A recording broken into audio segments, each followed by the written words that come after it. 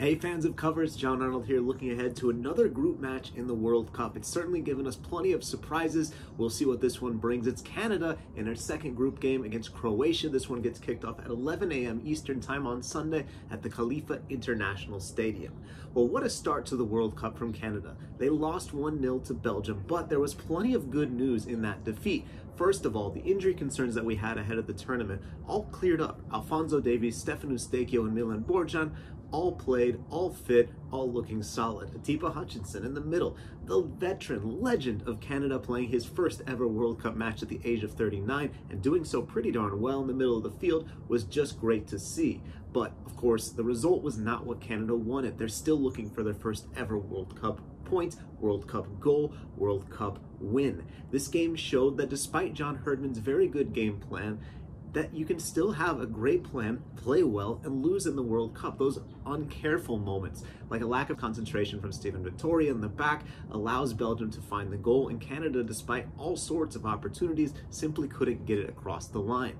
They have to be more clinical finishing. They need more from their big star players, guys like Jonathan David, who I thought struggled to get into that first game, and from Alphonso Davies. Will they be able to find it against a Croatia team? It's possible. We know John Herdman wants to F Croatia, and he's going to have the game plan. But Croatia also has a lot of desire to get 3 points. They settled for a draw in their first game, a weird one against Morocco, not exactly what we expected from the Croatia team. They did keep possession in that draw, but they really had limited chances. Only 5 shots, just 2 on target, and just didn't look like that Croatia team that we're used to. That said, their defense rose to the occasion. Dejan Lovren kind of turned back the clock, had a fantastic performance, and Josef Guardiola next to him, 20-year-old, this guy might be a center back star of the future. It's going to be really difficult for Canada to beat, and he's so good with his passes as well that some attacks are going to come from his feet. I think he's certainly a player to watch in the future. That said, I think the strong start from Canada will continue. I think they showed that they can compete at this tournament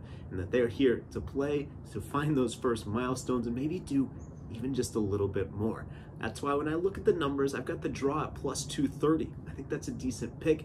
It's not going to be easy, but I think this could be a game that is in phases. Maybe we see some of the tight nature of that 0-0 draw of the Croatia game, some phases like Canada's success against Belgium, and maybe they're able to finish one of those chances off. And in fact, I'm going to take it a step farther.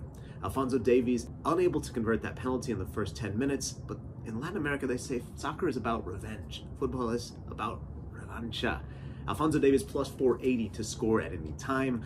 I think that the Canada draw plus Alphonso Davies to score, it might seem optimistic, it might seem romantic, but against this team that hasn't done what they wanted to do, that depends on veteran legs and has a quick turnaround, the youth and experience of Canada is going to be able to show through. Get ready, Canada. You're about to celebrate your first ever World Cup point.